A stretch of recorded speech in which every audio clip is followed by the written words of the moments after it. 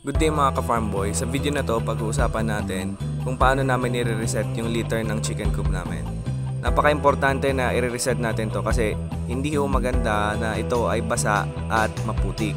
Ito ay maaaring pagmula ng iba't ibang bakterya o kung ano mga harmful elements na pwedeng dahilan ng pagkakaroon ng problema sa ating mga manok. Ang ilan dito ay ang pagka-stress ng mga manok at nagdudulot ng mababang egg production.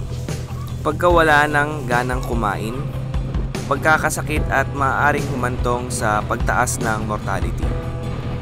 Kung ikaw ay nagpa-practice ng free-range chicken farming, ang video na to ay para sa'yo.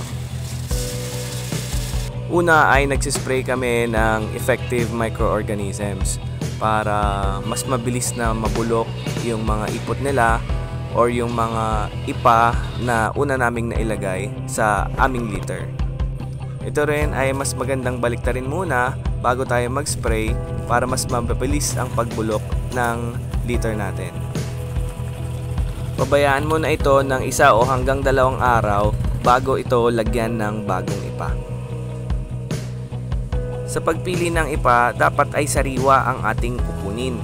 Mas maganda nga yung kakabayo pa lamang para ito ay mainit at masasabi natin na wala pang bakterya na nakakapit dito.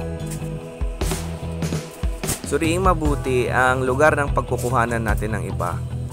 Dahil kung ito ay madumi, ibig sabihin ang makukuha nating ipa ay madumi din.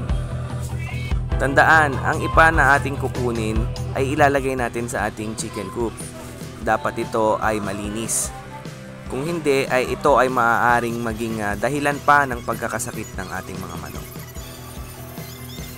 Ang dami ng ipa na inyong ilalagay ay nakadepende sa kung gaano kadami ang maaari ninyong makuha sa inyong lugar o kung meron nga ba kayong supply sa inyong lugar. Kung summer o mainit ang panahon, ang kapal ng nilalagay naming ipa ay nasa 1 inch.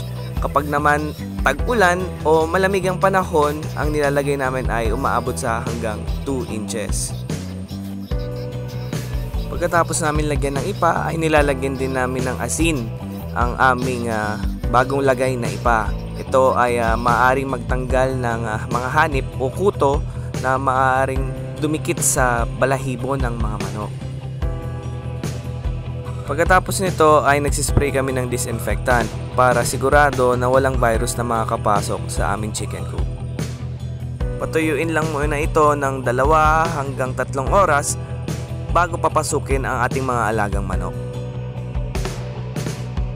Manokang walang amoy, mataas ang egg production at stress-free ang ating manok kapag ganito ang kanilang paligid.